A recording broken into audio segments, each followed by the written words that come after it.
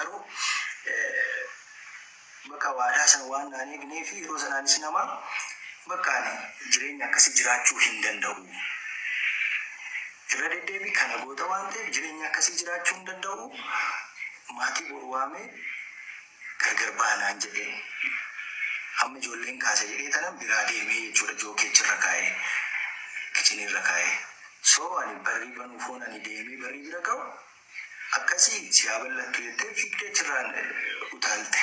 Ani bira ga'uullee hin dandeenye iyyuu qofa hin danda'e nan iyyee ijoolleen hin kaatee jechuudha. Wanti jiru wanti uumame kana ani kannoo koo homaa nan goonanii sababii itti miidhu tokkollee hin qabu. Deeggaruun ala wanti nan ishii godhe hin jiru. Wanti nan ishii godhe hin qabu. So harki kiyya immoo kanarraa qulqulluu dhugaa dubbachuudhaaf jechuudha. Homaa ishiin goonen dhugaan xiyya tanaa jaarsoliin illee tanuma naa ilaaltu. Dhugaan ilmoo waaqaati dhugaa arganii jaarsolii hariiroo maatii wajjin qabu itti naa hafuufsisanii jedhee tana jaarsa erge malee wanti gumaa jedhamu ani gumaa kaffaluudhaaf miti ka jaarsa erge. Wanti gumaa jedhamus hin kaane. Gaaddisa kora gamaa gamanaa otoo hin gahiin ka gaaddisiyyuu diigame. So irbuunuu gaaddisa koraa booddee irratti dhufe dhimma samuuna kana miidiyaarra deemaa jiru sooshaal miidiyaarra deemaa jiru kana isa kiliirisiitiif gochuufan dhufe wanti jiru maali dhimma gumaa wal qabatee jirudha. Wanti jiru maali ani gumaa baasus hin qabu. Harki koos kanarraa qulqulluudha. Uummanni Oromoo kanaa beeku kan barbaadu jechuudha. Anis gadduma hamaa keessan jira. Gadda kiyyayyuu seeraan gaddachuu hin dandeenye. Wanta natti gale kana seeraan gadda kiyya taa'ee gaddachuu hin dandeenye. Mana hidhaan ture achii homba'ummoo kun waanuma hamaa keessa akkasumatti tufuufiinsaan jira. Wanti nani isiitti balleesse yookaan isii miidhee hin qabu. Wanti gumaa baasus hin jiru. Garuu jaarsoliin abbootiin gadaa Oromoo dhugaa jirtu akka ilaaltee naa fuutu. Dhugaa jirtu akka ilaaltee nuu mirkaneessitu. Maatii wajjin hariiroon kiyyatti fufuu qaba waan ta'eef abbootii gadaa Oromoo ergeen jira. Jaarsolii biyyaa ergeen jira. Kan inaan ergee fi akka isaan anaaf yookaan nama kanan biraatiif dubbatan otoo hin taane anis dhugaan qaba haadha manaa kiyyaan dhabee dhugaa jirtu naa ilaalaa dhugaa jirtu nuu ilaalaa jedhee tanan jaarsolii Oromoo abbaa gadaa Oromoo erge. So jaarsi waan ilaale dhugaa jirtu fuudha malee kan fedhii nama dhuunfaa hin haasa'u jechuudha. Fedhii nama dhuunfaa yookaan immoo waan ani barbaadu naan haasa'u jaarsi. Dhugaa gaarii qabna turre garuu dipireeshinii ni qabdi turte qannoon. Dipireeshiniin isin qabdu tarii mana keessa oolurraa maddaa'ee jedhee waan yaadee fi hojii CRBTs hojii intarteeyimentiis banee tanan itti kennu akka waliin hojjennuuf jechuudha. Ergasii ni dhaabbata jedhee yaadeen ture garuu itti fufinsaan irra deddeebii yaalii of ajjechaa habootu kan itti fufinsaan erga waan sana godhee itti kennee booddeellee itti fuuftee jechuudha. Erga itti fuuftee booddee wanti kun humna kootii olii jedhee waan yaadee fi akka rakkinni tokko mudatee abbaatti bilbilsiisee jechuudha.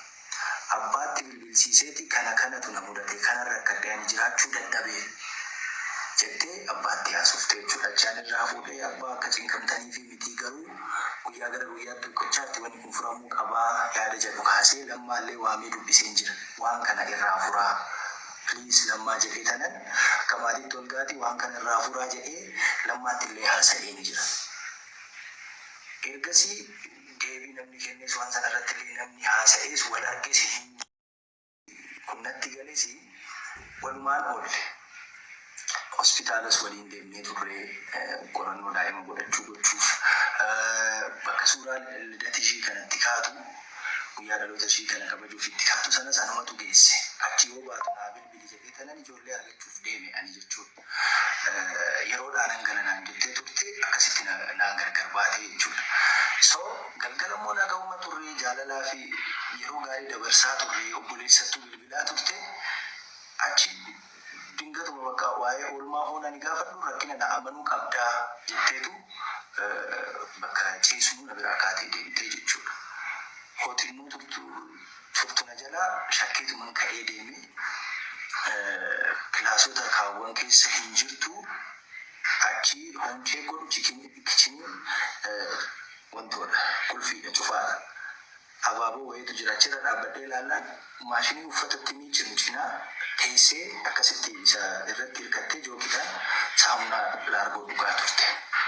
So maali kan nu jedhee kanan utaalee achirraan galee kana dura waadaa naa galtee turte waan akkasii hin godhu irra deebi'ee hin godhu jettee maatii fuulduratti obboleessi kiyyees akka gorsu itti himee jira, hiriyyattiin isiis akka gorsitu itti himee jira. Waadaa yeroo adda addaatti naa galtee jirti garuu bakka waadaa sana waan naan eegnee fi yeroo sanaanis nama bakka ani jireenya akkasii jiraachuu hin danda'u. Bakka ani jireenya akkasii jiraachuu hin danda'u. Irra deddeebii kana goota waan ta'eef jireenya akkasii jiraachuu hin danda'u. Maatii boru waamee gargar baanaan jedheen. Hamma ijoolleen kaase jedhee tanan biraa deemee jechuudha jookeechirra kaa'ee kichinirra kaa'ee. So ani barrii banuufoon ani deemee barrii bira ga'u akkasii siyaa bal'attu jettee fiigdee achirraan utaalte. Ani bira ga'uu illee hin dandeenye iyyuu qofa hin danda'e nan iyyee ijoolleen hin kaatee jechuudha. Wanti jiru wanti uumame kana ani kannoo koo homaa nan goonanii sababii itti miidhu tokko illee hin qabu. Akkuma isiniin jedhe waliin fiigee qabu dhiisi jechuu gorsuu akka ishiin jiraachuuf hamilee qabaattu wanta adda addaatiin deeggaruun ala wanti nan ishii godhe hin jiru. Wanti nan ishii godhe hin qabu. So harki kiyyammoo kanarraa qulqulluu dhugaa dubbachuudhaaf jechuudha. Homaa ishiin gooneen dhugaan xiyya tanaa jaarsoliin illee tanuma naa ilaaltu. Dhugaan ilmoo waaqaatii dhugaa arganii jaarsoliin hariiroo maatii wajjin qabu itti naa fuufsisanii jedhee tana jaarsa erge malee wanti gumaa jedhamu ani gumaa kaffaluudhaaf miti ka jaarsa erge. Wanti gumaa jedhamus diyaarii argatee ture. Diyaariin sun immoo every page waan hedduu haasa'aa ergasiin ilaalee maatiidhaaf illee anaaf illee hundumaaf illee dhaamsatu jira achirra diyaarii sanirra. Dhumarratti wanti nan jechuu barbaadu yoo dandeessan dhugaa sirriitti gadi fageenyaan ilaalaati irra gahaatii dhugaa beekaa. Yoo dadhabdan immoo jettee yookaan immoo seetee haasa'u. Maatii wajjin nagaa ta'uu danda'u. Hin jeeqinaa hin diiginaa hin jedha. Isinis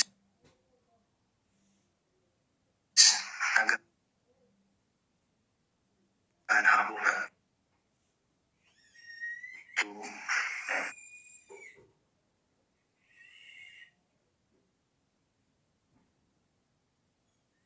Ekeraashis ciisan dhowwinaan jedhaa jechuu kooti.